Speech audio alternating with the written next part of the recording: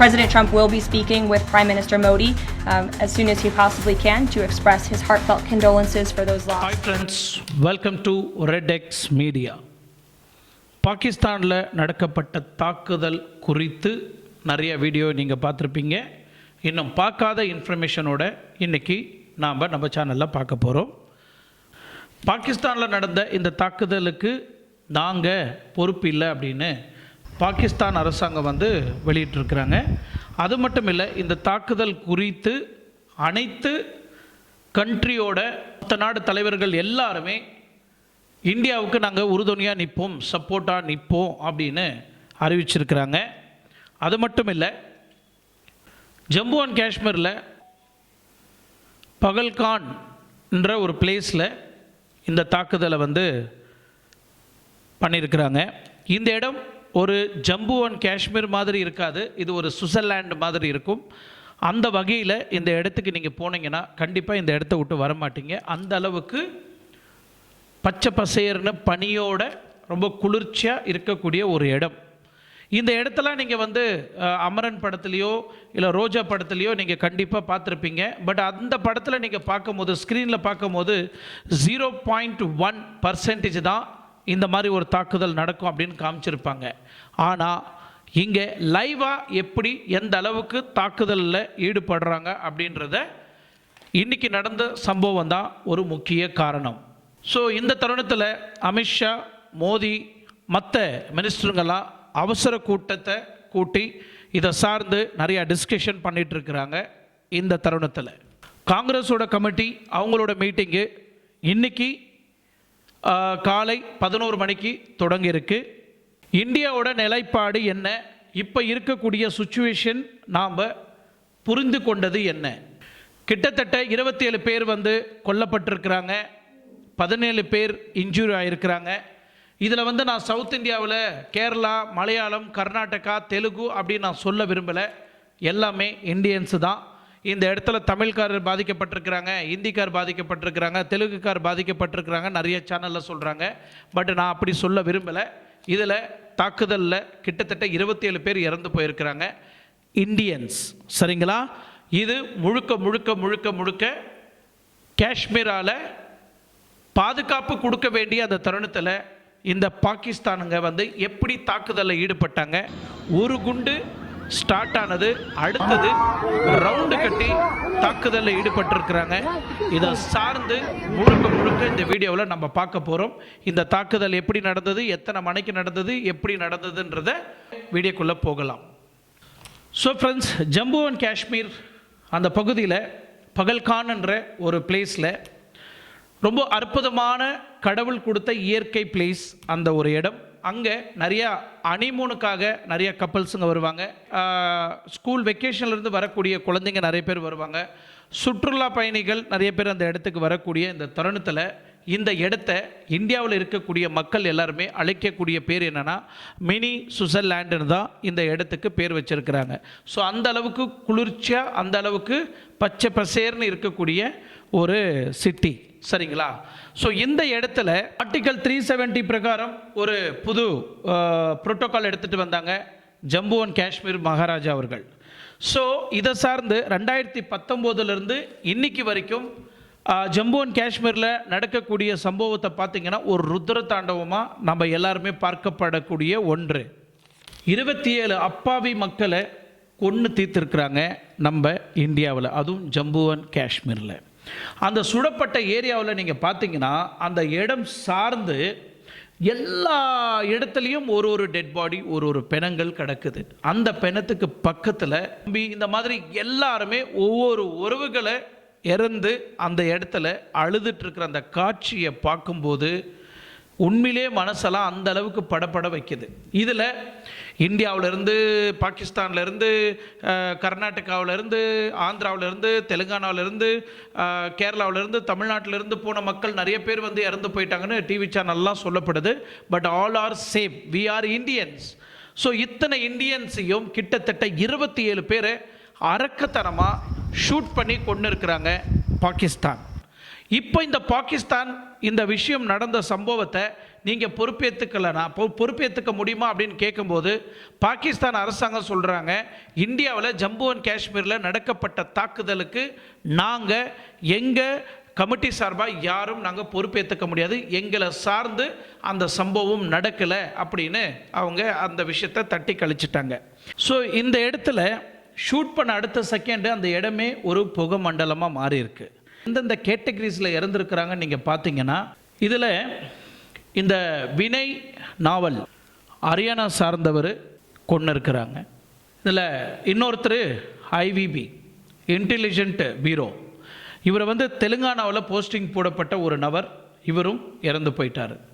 இது பத்தாமல் தினேஷ் மிரானியா ராய்ப்பூரில் ஒரு பெரிய பிஸ்னஸ்மேன், இன்றைக்கி அவருக்கு வெட்டிங் ஆனிவர்சரி, அவங்க சந்தோஷமாக ஹாப்பியாக இருக்கக்கூடிய இந்த தருணத்தில் பாகிஸ்தான் தீவிரவாதிங்க இவங்களை சுட்டு தாக்கியிருக்கிறாங்க. இன்னொருத்தர் ஜேவிஎஸ் சந்திரமௌலி, இவர் வந்து விசாகப்பட்டினத்தை சார்ந்தவர். இவர் எஸ்பிஐ பேங்க்கில் எக்ஸ் எம்ப்ளாயாக வேலை செய்த ஒரு நபர். ஸோ இவங்க குடும்பத்தை சார்ந்தவங்க கிட்டத்தட்ட ஒரு 5 பேர் ரிட்டையர்ட் ஆன பிறகு ரொம்ப ஹாப்பியாக சந்தோஷமாக இருக்கலாம் அப்படின்னு ஜம்மு அண்ட் காஷ்மீருக்கு கூப்பிட்டு போயிருக்கிறாரு. இவர் இப்போது உயிரோடு இருக்கிறாரா இல்லையான்னு இவரோட எந்த ஒரு இன்ஃபர்மேஷனும் கிடைக்கல. ஏன்னா அவங்க ஃபேமிலியில் இருந்தவங்க நிறைய பேர் ஃபோனில் ட்ரை பண்ணிகிட்ருக்கிறாங்க, அவரை ரீச் அவுட் பண்ண முடியல. ஆனால் இவங்க கூட போன 5 பேர் அதிர்ஷ்டவசமாக உயிர் தப்பிச்சிருக்கிறாங்க. ஆனால் இந்த செகண்ட் வரைக்கும் கதறிட்டு இருக்கிறாங்க அவங்களோட பர்சன் மிஸ்ஸிங் அப்படின்னு. கர்நாடகாவிலேருந்து போன ஒரு பிஸ்னஸ்மேன், அவங்க கப்பல்ஸையும் தாக்கியிருக்கிறாங்க இந்த ஜம்மு அண்ட் காஷ்மீரில். அதுக்கப்புறம் இங்கே இருக்கக்கூடிய இந்த பிணங்கள், இந்த டெட் பாடியை வந்து உடனே ஜிஎம்சிக்கு ஷிஃப்ட் பண்ணுறாங்க. இந்த ஜிஎம்சி என்ன நீங்கள் பார்த்தீங்கன்னா கவர்மெண்ட் மெடிக்கல் காலேஜுக்கு வந்து இந்த ஸ்ரீநகரில் இருக்குது. இந்த ஸ்ரீநகருக்கு ஒட்டுமொத்த பாடியும் ஷிஃப்ட் பண்ணுறாங்க. அதுக்கப்புறம் பிசிஆர் கண்ட்ரோலுக்கு இந்த ஒட்டுமொத்த டெட் பாடியும் கண்ட்ரோலுக்கு எடுக்கப்படுறாங்க. இந்த பிசிஆர் அப்படின்னா போலீஸ் கண்ட்ரோல் ரூம். இந்த போலீஸ் கண்ட்ரோல் ரூமுக்கு ஒட்டுமொத்த பாடியும் வந்து கண்ட்ரோலில் வைக்கிறாங்க இந்த ஸ்ரீநகரில். இந்த மத்திய உள்துறை அமைச்சர் அந்த கண்ட்ரோல் ரூமுக்கு வந்து மலர் வளையங்களை வச்சு ப்ரேயர் பண்ணார் நம்ம அமித்ஷா. ஸோ இந்த லிஸ்ட்டில் பார்க்கக்கூடிய டெத் ரிப்போர்ட்டு இந்த 26 பேரும் ப்ளஸ் இன்ஜூரி ஆகிருக்கிற 17 பேரோட லிஸ்ட்டு, இதோட மொத்த ரிப்போர்ட்டும் எத்தனை பேர் இறந்து போயிருக்கிறாங்க, எத்தனை பேர் காயம் கொண்டிருக்கிறாங்க அப்படின்றது அஃபிஷியல் ரிப்போர்ட்டாக ஜம்மு அண்ட் காஷ்மீர் தரப்பிலிருந்து கொடுக்கப்பட்ட இந்த ரிப்போர்ட்டை நீங்கள் ஒரு வாட்டி பார்த்துக்கிட்டிங்கன்னா இதில் தெரியும் யாரெல்லாம் இறந்து போயிருக்கிறாங்க அப்படின்னு. இந்த பேர் லிஸ்டெல்லாம் ஒரு வாட்டி படிக்கிறேன், அப்படியே கேட்டுக்குங்க. சுஷில் நத்யால், சையத் ஆதில் ஹுசைன் ஷா, ஹேமந்த் சுஹாஸ் ஜோஷி, வினய் நர்வால், அத்துல் ஷிர்காந்த் மோனி, நீரஜ் உதபானி, बिटान अधिकारी, सुदीप न्यूपेन, शुभम द्विवेदी, प्रशांत कुमार सत्पदी, मनीष रंजन, एन रामचंद्रा, संजय लक्ष्मण लाली, दिनेश अग्रवाल, समीर गुहार, दिलीप दसली, जय सचंद्रा मोली, मधुसूदन स्वामीशेट्टी, संतोष जगदा, मंजुनाथ राव, कस्तूबा गांगोचे, भारत भूषण, सुमित परमार, यातेश परमार, टगेलिंग एंड शैलेश बॉय. இப்போ இங்கே நடந்த இந்த உண்மை சம்பவம் கிட்டத்தட்ட 26 பேர்லேருந்து 27 பேர் வரைக்கும் கொல்லப்பட்டிருக்கிற இந்த சம்பவத்தை இன்னைக்கு ஒட்டுமொத்த உலகமும் திரும்பி பார்க்க வச்சிருக்கு. இந்த சம்பவத்தை எஸ்பெஷலி இந்தியாவில் இருக்கக்கூடிய மக்கள் எல்லாருமே ஒரு துக்கத்தில் தான் இருக்கிறாங்க. இதை சார்ந்து இன்னைக்கு நிறையா வெளிநாட்டில் இருக்கக்கூடிய தலைவர்கள்லாம் இன்னைக்கு இந்தியாவுக்கு ஒரு பிரச்சனைன்னு சொன்ன உடனே அனைத்து தலைவர்களும் இந்தியா எடுக்கக்கூடிய எந்த முடிவாக இருந்தாலும் நாங்கள் அவங்களுக்கு பக்கபலமாக துணையாக நிற்போம் அப்படின்னு இன்டைரக்டாக இல்லை டைரெக்டாகவே அறிவிச்சிருக்கிறாங்க. இந்த பாகிஸ்தான் செய்த ஒரு செயலுக்கு இன்றைக்கி ஒட்டுமொத்த நாடு கண்டனத்தை தெரிவிச்சிருக்கிறாங்க நம்ம இந்தியாவை சார்ந்து. ஸோ ஐநா சபையிலேருந்து அமெரிக்காவிலிருந்து அனைத்து தலைவர்களும் இன்றைக்கி இந்தியா பக்கம் திரும்பி நாங்கள் ஆதரவு தெரிவிக்கிறேன்னு அதிகாரப்பூர்வமாக தெரிவிச்சிருக்கிறாங்க. இன்றைக்கி இதில் இஸ்ரேலோட ஃபாரின் மினிஸ்டர், ஆஸ்திரேலியாவோட ஃபாரின் மினிஸ்டர், பெல்ஜியமோட ஃபாரின் மினிஸ்டர், மோல்டோவாவோட ஃபாரின் மினிஸ்டர், நியூசிலாண்டோட ஃபாரின் மினிஸ்டர், யூகேவோட ஃபாரின் மினிஸ்டர், உக்ரைனோட ஃபாரின் மினிஸ்டர், பனாமாவோட ஃபாரின் மினிஸ்டர், எஸ்தோரியாவோட ஃபாரின் மினிஸ்டர், இப்படி அனைத்து ஃபாரின் மினிஸ்டரும் நம்ம இந்தியாவுக்கு டைரெக்டாக ஆதரவு தெரிவிச்சிருக்கிறது உண்மையிலே வரவேற்கக்கூடிய ஒரு விஷயம். இந்த எல்லா சப்போர்ட்டையும் இந்தியாவுக்கு ஒரு ஆதரவாக ஒரு சப்போர்ட்டிவாக நம்ம ஒரு பக்கம் வச்சுக்கிட்டாலும் பட் இங்கே நடந்த இந்த சம்பவத்துக்கு இந்தியாவிலே உடனே அவசர மீட்டிங்கை அறிவிச்ச உடனே இந்தியாவில் அவசர மீட்டிங் அறிவித்த அடுத்த செகண்ட் நம்ம நரேந்திர மோடி சவுதி அரேபியாவில் மீட்டிங்கில் இருந்த ஒரு தருணத்தில் பாதியிலே அந்த மீட்டிங்கை நிற்க வச்சுட்டு உடனே நாடு திரும்புகிறாரு நம்ம பிரைம் மினிஸ்டர். சவுதி அரேபியாவிலேருந்து த்ரூ பாகிஸ்தான் வழியாக வரலாம் அப்படின்னு ஒரு அட்வைஸ் கேட்கும்போது அது சேஃப்டியான பிளேஸ் இல்லை, இப்போதைக்கு நீங்கள் பாகிஸ்தான் வழியாக வராமல் வேறு மாற்று வழியாக இந்தியாவை சேர்ந்தார் நம்ம நரேந்திர மோடி. உடனே ஏர்போர்ட்டில் இறங்கின நரேந்திர மோடி அங்கேயே ஏர்போர்ட்டுக்குள்ளேயே ஒரு மினி மீட்டிங்கை ஒன்று அரேஞ்ச்மெண்ட் பண்ணுறாரு. அங்கே இருக்கக்கூடிய மினிஸ்டருங்கெல்லாம் கூப்பிட்டு அடுத்தது நம்ம என்ன பண்ணலாம், என்ன செய்ய போகிறோன்னு ஏர்போர்ட்லேயே உட்காந்து அவசர ஆலோசனையை நடத்தினார் நம்ம நரேந்திர மோடி. ஸோ உடனே அவசர மீட்டிங் அரேஞ்ச்மெண்ட் பண்ணி இந்தியாவோட பிரைம் மினிஸ்டரும் அமித்ஷா அவர்களும் இந்த மீட்டிங்கில் அவசர மீட்டிங்காக எடுக்கப்பட்டது. இந்த மீட்டிங்கில் என்னென்ன நடவடிக்கை எடுக்க போகிறாங்க, என்னென்ன பேசப்பட போகிறாங்க அப்படின்றது ஒரே ஆர்வமாக மக்கள் எல்லாம் பார்த்துட்டு இருந்த ஒரு தருணம். இந்த ஆர்டிக்கல் 370 பிஜேபி சொன்ன மாதிரி இதை நாங்கள் தூக்கி எறிஞ்சிட்டோம், இதுக்கு மேலே இங்கே செல்லாது, தீவிரவாதி யாராக இருந்தாலும் உண்மையிலேயே நாங்கள் ஆக்ஷன் எடுப்போம், தண்டிக்கப்படுவார்கள் அப்படின்னு தன்னோட ஆதங்கத்தை தெரிவிச்சிருந்தார் நரேந்திர மோடி. ஸோ இவ்வளோ டைட்டாக இருக்கக்கூடிய செக்யூரிட்டி, டூரிசமெல்லாம் போகக்கூடிய அந்த இடம் ஒவ்வொரு இன்ச்சியும் ஒவ்வொரு நொடியும் ரொம்ப பாதுகாப்பாக பார்க்கக்கூடிய இந்த தருணத்தில் எப்படி இந்த தாக்குதல் நடந்தது இந்த பிளேஸில். ஸோ அங்கே இருக்கக்கூடிய ஒவ்வொரு பிளேஸ்லேயும் ஒரு ஸ்ட்ரீட்லேயும் ஒரு லொக்கேஷன்லேயும் ஒவ்வொரு பார்டர்லேயும் அந்த மலைப்பகுதியிலையும் பப்ளிக் வாக்கின்ஸ் இருக்கக்கூடிய ஒவ்வொரு இடத்துலையும் துப்பாக்கி ஏந்திய ஆர்மி எல்லா இடத்துலையுமே நிற்பாங்க. அது எல்லாருக்குமே தெரிஞ்ச ஒரு விஷயம். பட் இந்த தாக்குதல் எந்த இடத்துல மிஸ் ஆச்சு, எந்த இடத்துல மிலிட்ரியோட கவனக்குறைவு கம்மியாச்சு, அந்த இடத்துல பிளான் பண்ணி தான் இந்த மிலிட்ரி தவிர்த்து இந்த பாகிஸ்தானுங்க உள்ளே என்ட்ரு ஆகி நம்ம இந்தியாவில் இருக்கக்கூடிய மக்களை ஷூட் பண்ணி கொலை செய்திருக்கிறாங்க பாகிஸ்தானர்கள். சம்பவத்தை செய்த தீவிரவாதியை நம்ம அழிக்கணும்னு நம்ம முடிவு எடுத்தாலும், இல்லை இந்த பாகிஸ்தானுக்கு எவனா இருந்தாலும் ஷூட் பண்ணி தள்ளணும் அப்படின்னு ஒரு ஆர்வம் இருந்தாலும், நாட்டை காப்பாற்றக்கூடிய இப்போ இருக்கக்கூடிய இந்த பிஜேபி அரசாங்கம் மக்களுக்கு ஒரு பாதுகாப்பு கொடுக்குதா அப்படின்றது இன்னைக்கு பொதுமக்கள்கிட்ட ஒரு கேள்வி பார்வையாக பார்க்கப்படுது. இப்போ இங்கே நடந்த இந்த சம்பவத்தை 2026 ஒரு வாக்குவந்தியாக பார்த்து அந்த கட்சிக்காரங்களாக இருந்தாலும் சரி, இல்லை இந்த கட்சிக்காரங்களாக இருந்தாலும் சரி, யாராக இருந்தாலும் இதை ஒரு ஓட்டாக தான் பார்க்க போகிறாங்க. ஏன்னா இதை பேஸ் பண்ணி தான் அடுத்த அரசியலையும் இதை ஒரு முன் உதாரணமாக வச்சு கண்டிப்பாக வின் ஆகிறது வாய்ப்பு இருக்குது. அது பிஜேபியாக இருந்தாலும் சரி, இல்லை காங்கிரஸாக இருந்தாலும் சரி. இங்கே ஓட்டாக மட்டும் பார்க்காதீங்க, இங்கே இறந்து போயிருக்கிறது மனுஷங்க, மக்கள் கொத்து கொத்தாக இறந்து போயிருக்கிறாங்க. இந்த தருணத்தில் இப்போ இருக்கக்கூடிய அரசியல்வாதிங்க எல்லாமே இன்னைக்கு ஆப்போசிஷனில் எதிர்கட்சி பார்ட்டி ஆகட்டும், இல்லை ஆளுங்கட்சி பார்ட்டி ஆகட்டும், இல்லை ஸ்டேட் ஆகட்டும், இல்லை சென்ட்ரல் ஆகட்டும், எல்லாருமே இந்த ஒரு சம்பவத்தை அந்த பாயிண்ட்டை மட்டும் டாப்பிக்காக நீங்கள் பேச போகிறது அது உங்கள் கட்சிக்கு நல்லதாக இருக்கலாம், இல்லை நீங்கள் வாக்கு ஓட்டு கன்வென்ஷன் பண்ணக்கூடிய ஒரு தருணமாக இருக்கலாம். ஆனால் அங்கே இறந்து போன மக்களுக்கு யார் ஆதரவு தெரிவிக்க போகிறாங்க, அதுக்கு உண்டான காம்பன்சேஷன் எப்படி கிடைக்க போகுது, அந்த குடும்பத்துக்கு அவங்க குடும்பத்துக்கு எப்படி ஆறுதல் சொல்ல போகிறாங்க இந்த அரசாங்கன்றது ஒரு கேள்விக்குறியாக பார்க்கப்படக்கூடிய ஒன்று.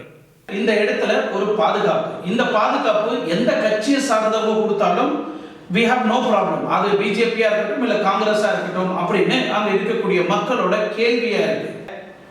10 லட்சம், 1 லட்சம், 2 லட்சம் வரைக்கும் இறந்து போனவங்களுக்கு 10 லட்சம், இன்ஜூரி ஆனவங்களுக்கு 1 லட்சம், ஃபேமிலி மெம்பர் யாரெல்லாம் இறந்து போனாங்களோ அவங்களுக்கு 2 லட்சம் வந்து ஜம்மு அண்ட் காஷ்மீர் அரசாங்கம் வந்து அறிவிச்சிருக்கிறாங்க. ஸோ இப்போ எடுக்கக்கூடிய முடிவெல்லாம் என்னன்னா, நம்ம இந்தியன் அரசாங்கம் இந்த பாகிஸ்தான் தீவிரவாதிகளை திருப்பி அடிக்கணும். அடிக்கிற ஒவ்வொரு அடியும் நம்ம இந்தியாவில் ஏண்டா வந்து 26 பேர் 27 பேரை நம்ம சுட்டு கொன்னோம், இதனாலதான் அங்க கை வச்சதுனாலதான் இன்னைக்கு நம்ம பாகிஸ்தான்ல எந்த ஒரு மக்களும் நிம்மதியா வாழ முடியாத இந்தியாவோட ஆர்மி வந்து இந்த அளவுக்கு தாக்குறாங்கன்னு அவங்களுக்கு திருப்பி பதிலடி கொடுக்கிறது தான் இப்ப இந்தியனோட அரசாங்கம் இந்தியாவோட முக்கிய இம்பார்ட்டன்ட் பாயிண்டா பார்க்கப்படுது. நீங்க நினைச்சு பாருங்க, இந்த ஜம்மு அண்ட் காஷ்மீருக்கு எந்த அளவுக்கு ஆசையோட ஒரு கனவோட நிறைய பேர் இன்னும் காலங்காலமா நினைச்சிட்டு இருக்காங்க, ஜம்மு அண்ட் காஷ்மீருக்கு ஒரு வாட்டியாவது நம்ம போயிட்டு வரணும் அப்படின்னு. அந்த ஒரு தருணத்துல இன்னைக்கு நடந்த இந்த சம்பவத்தை பார்த்து அங்க இருக்கக்கூடிய நிறைய டூரிஸ்டுங்க இன்னைக்கு அவங்கவுங்க கண்ட்ரிக்கு, அவங்கவுங்க நாட்டுக்கு, அவங்கவுங்க ஸ்டேட்டுக்கு திரும்பி பதறடிச்சுட்டு ஓடுறாங்க. அந்த வீடியோலாம் நீங்க பாத்தீங்கன்னா உங்களாலேயே ஐயோ என்ன நடந்துட்டு இருக்காங்க அப்படின்னு அந்த அளவுக்கு உங்களுக்கு பதட்டமா இருக்கும். அந்த அளவுக்கு சம்பவம் நடக்கப்பட்டிருக்கு இந்த ஜம்மு அண்ட் காஷ்மீர்ல. சோ அதுக்கப்புறம் இப்போ மறுபடியும் இந்த ஜம்மு அண்ட் காஷ்மீர் பகுதியில மறுபடியும் எங்களுக்கு டூரிசம் இன்வெஸ்ட்மெண்ட் வந்திருக்கு, சுவிட்சர்லாந்துல இருந்து பணம் வந்திருக்கு, யூகேல இருந்து பணம் வந்திருக்கு. இன்னைக்கு சுற்றுலாவை வந்து நல்லா பயன்படுத்தி நல்லா அழகுபடுத்தி இன்னும் டூரிசங்களை வர வைக்கலாம். இப்போ நாங்க வந்து பாதுகாப்பு வந்து இன்னும் அதிகமா பலப்படுத்தி இருக்கிறோம், இந்த இடத்துல எந்த ஒரு சம்பவமும் நடக்காது அப்படின்னு என்னதான் உறுதிமொழி அங்க இருக்கக்கூடிய ஆர்மி கொடுத்தாலும் இப்ப நடந்த இந்த சம்பவத்துக்கு ஆர்மி பற்றாக்குறை அப்படின்னு இன்னொரு தரப்புல இருந்து சொல்லப்படுது. அங்க நடந்த இந்த சம்பவத்துக்கு முழுக்க காரணம் இந்த ஆர்மியை வந்து அதிகமான சோல்ஜரை வந்து அந்த இடத்துல பர்டிகுலர் பிளேஸ்ல வந்து அவங்க வந்து பொசிஷன் வைக்கல. அந்த பொசிஷன் வைக்காதனால தான் இந்த தாக்குதல் வந்து ஈஸியா தாக்கப்பட்டார்கள் நம்ம இந்தியர்கள் அப்படின்னு ஒரு கோணத்துல சொல்லப்படுது. 27 பேர் இறந்து போனாங்க. இப்ப யார் இதுக்கு பதில் சொல்ல போறது? கிட்டத்தட்ட 17 பேர் இன்ஜூரி ஆகி ஹாஸ்பிட்டல்ல கிடக்குறாங்க. இதுக்கு யார் பதில் சொல்ல போறது? நீங்க 10 லட்சம் ரூபாய் கொடுத்துட்டாலோ இல்ல 2 லட்சம் ரூபாய் கொடுத்தாலோ இல்ல 1 லட்சம் ரூபாய் கொடுத்தாலோ அங்க நடந்த இந்த சம்பவத்தை அவ்வளவு சீக்கிரம் மக்கள் மறந்துடுவாங்க நீங்க நினைக்கிறீங்களா? கண்டிப்பா இங்க நடந்த அந்த சம்பவம் வாழ்நாள் முழுவதும் ஜம்மு அண்ட் காஷ்மீருக்கு போறவங்களுக்கு எல்லாருக்கும் இந்த பயம் பீதியை வந்து உருவாக்கும். இப்ப இருக்கக்கூடிய இந்த பிஜேபி கிட்ட கேள்வி கேட்க வேண்டிய ஒரு நேரம் வந்துருச்சு. அவங்க எலெக்ஷன்ல வின் ஆகும் போது அவங்க கொடுத்த ப்ராமிஸ் என்ன, இப்ப நடந்துட்டு இருக்கிற சம்பவம் என்ன? இப்ப வந்து பிஜேபி எல்லாம் இந்த கேள்வி எல்லாம் கேட்க கூடாது அப்படின்னா வேற எப்பதான் கேட்கறது? 27 பேர் இறந்து போய்க்கிறாங்க, இப்பதான் இந்த கேள்வியை கேட்கணும், சரிங்களா? சோ பொதுமக்கள் எல்லாரும் அவர் அரசியலுக்கு வர்றதுக்கு முன்னாடி பிஜேபி அரசாங்கம் ஆட்சியை பிடிக்கிறதுக்கு முன்னாடி அவங்க கொடுத்த ப்ராமிஸ் எல்லாம் ஒரு வாட்டி நீங்க ஹிஸ்டரி எடுத்து படிச்சீங்கன்னா அதுல ஜம்மு அண்ட் காஷ்மீர் வந்து ஹைலைட் பண்ணியிருப்பாங்க. அந்த அளவுக்கு சேஃப் அண்ட் செக்யூரிட்டியா இருக்கு, அங்க வந்து நம்ம இந்தியன் மக்களை யாரையும் தொட முடியாது, டச் பண்ண முடியாது அப்படின்னு சொன்ன ஒரு தருணம் நீங்க யாரும் மறந்துட முடியாது. இன்னைக்கு அதே ஜம்மு அண்ட் காஷ்மீர்ல 27 பேர் வந்து கொல்லப்பட்டிருக்கிறாங்க. இப்போ இதுக்கு யாரு பொறுப்பு ஏத்துக்கிறதுன்றது தெரிவிக்கப்பட வேண்டும். இதே மாதிரி ஒவ்வொரு வருஷமும் தாக்குதல் ஏற்பட்டுட்டு தான் இருக்கு. February 14 யாரும் மறந்துட முடியாது, அந்த அளவுக்கு ஒரு பெரிய தாக்குதல் ஏற்படுத்தினாங்க நம்ம இந்தியாவில். சோ இது யார் ஏற்படுத்தினாங்கன்றது உங்களுக்கு நல்லா, இந்த தாக்குதல் யார் ஏற்படுத்தினாங்கன்றது உங்களுக்கு நல்லா தெரியும். இந்த மாதிரி ஒவ்வொரு தருணத்திலையும் இந்த மாதிரி தாக்குதலை ஏற்படுத்தின உடனே அந்த இறந்து போனவங்களை உடனே அரசு மரியாதையோட அவங்களை அடக்கம் செய்திருவீங்க. அந்த இடத்துல பேனர் வச்சு கேண்டில் ஏற்றி ஒரு பிரேயர் பண்ணி உலகம் ஃபுல்லா எல்லாருமே இதை பின்பற்றணும் அப்படின்னு சொல்லிட்டு ஒரு ஏற்படுத்துறீங்க. அதுக்கப்புறம் இதை மறந்துட்டு இன்னைக்கு எல்லா நாடும் தலைவரும் நம்மளுக்கு பக்கபலமா இருக்கிறாங்க, உறுதியா இருக்கிறாங்க, நம்மளுக்கு சப்போர்ட் கொடுக்க எல்லா நாடும் முன்ன வந்திருக்கிறாங்க, நீங்க யாரும் வரி பண்ணாதீங்க, இதுக்கு மேல இந்த மாதிரி ஒரு சம்பவம் நடக்காதுன்னு மறுபடியும் நீங்க ஆட்சி பிடிச்சி அதை சார்ந்து இன்னைக்கு சென்ட்ரல்ல யார் வேணாலும் உட்கார்ந்துடுறீங்க அந்த ஒரு சம்பவத்தை வச்சு. பட் மீண்டும் இதே சம்பவம் திரும்பி நடந்துட்டு இருக்கு. இந்த சம்பவத்துக்கு யார் பொறுப்பேற்றுக்கிட்டு இதுக்கு மேல நடக்காது, இந்த மாதிரி ஒரு சம்பவம் நடக்காது, அந்த அளவுக்கு எங்களோட இந்தியன் ஆர்மி ஆகட்டும், செக்யூரிட்டி ஃபோர்ஸ் ஆகட்டும், நாங்க சேஃப் அண்ட் செக்யூரிட்டியா எங்களோட கண்ட்ரியை ஜம்மு அண்ட் காஷ்மீரை வந்து அந்த அளவுக்கு பாதுகாப்பா நாங்க வச்சிருக்கிறோன்றத உறுதிமொழி யாரு கொடுக்க முடியும்? எப்படி கொடுப்பீங்க? எப்படி அந்த இடத்துக்கு மீண்டும் டூரிஸ்ட் ஸ்பாட்டா கன்வெர்ட் பண்ணி மக்கள் எல்லாம் எப்படி அவங்க ஃபேமிலில இருந்து ஜம்மு அண்ட் காஷ்மீருக்கு அனுப்புவாங்கன்றது எனக்கு தெரியல. இந்த நம்பிக்கைத்தன்மை எப்படி அரசாங்கம் கொடுக்க போகுதுன்றதும் தெரியல. இந்த இடத்துல ஜம்மு அண்ட் காஷ்மீருக்கு தன்னோட குடும்பத்தோட சந்தோஷமா ஒரு தருணத்தை கழிக்கணும் அப்படின்னு சொல்லி வந்த இந்த இடத்துல தன்னோட உயிரை இழந்து போன இந்த நபருக்கு நாம எப்படி நாட்டுக்காக தான் இவர் உயிர் கொடுத்தாருன்னா நீங்க கன்சிடர் பண்ணுவீங்களா? இல்ல தன்னோட குடும்பத்துக்காக உயிர் கொடுத்தாருன்னு நீங்க கன்சிடர் பண்ணுவீங்களா? இல்ல ஒரு ஆர்மிக்காக உயிர் கொடுத்தாருன்னு நீங்க கன்சிடர் பண்ணுவீங்களா? எந்த ஒரு தோணத்துல, எந்த ஒரு கோணத்துல நீங்க பார்க்குவீங்கன்றத கமெண்ட்ல தெரிவிங்க. ஆர்மியில இறந்து போனவங்க எல்லாம் பயிற்சி பெற்ற அவங்கள வந்து தாக்கப்பட்டால் இந்த அளவுக்கு முயற்சி பண்ணி கூட இறந்து போயிட்டாங்கன்னு சொல்லலாம். ஆனா எந்த ஒரு முன்பயிற்சியும் இல்லாம நான் ஜம்மு அண்ட் காஷ்மீருக்கு வெக்கேஷனுக்கு போயிட்டு வரேன், ஒரு பிக்னிக் போயிட்டு வரேன்னு வீட்டுல சொல்லிட்டு வந்த இவங்களோட நிலைமை இன்னைக்கு டெட் பாடியா அவங்க வீட்டுக்கு போயிட்டு இருக்கிறாங்க. இந்த தருணத்தை எப்படி பார்க்க போறாங்க ஃபேமிலி, அவங்க குடும்பத்துல சார்ந்தவங்க? மற்ற நாட்டுக்கார போர் வைக்கணும்னா அரசாங்கத்துக்கும் போர் வைக்கணுமே தவிர இந்த மாதிரி பொதுமக்களை வந்து டைரக்டா தாக்குறவன் ஒரு மொள்ளமாரித்தனம், அயோக்கியத்தனம். இந்த மாதிரி செயல்பாட்டில் ஈடுபட்ட அந்த தீவிரவாதிகளுக்கு பாகிஸ்தான் கண்ட்ரிக்கு நம்ம இந்தியா தக்க பதிலடி கொடுக்கலனா இது ஒரு பெரிய அவமானம், அசிங்கம், வெட்கக்கேடு அப்படின்னு சொல்லலாம். எனவே இந்த வீடியோ உங்களுக்கு பிடிச்சிருக்குன்னு நான் நம்புறேன். இந்த மாதிரி உங்களோட வாழ்க்கையில இந்த மாதிரி ஏதாவது ஒரு மூலையில ஒரு சம்பவம் நடந்திருந்தால் உடனே என்னோட கமெண்ட் பாக்ஸ்ல தெரிவிங்க, எனக்கு தெரியப்படுத்துங்க. அதை சார்ந்து உடனே என்னோட சேனல்ல நான் பேசுறேன். மீண்டும் அடுத்த வீடியோவில் சந்திக்கும் வரை உங்களிடமிருந்து விடைபெறுவது உங்கள் ஆர்கே. நன்றி, வணக்கம்.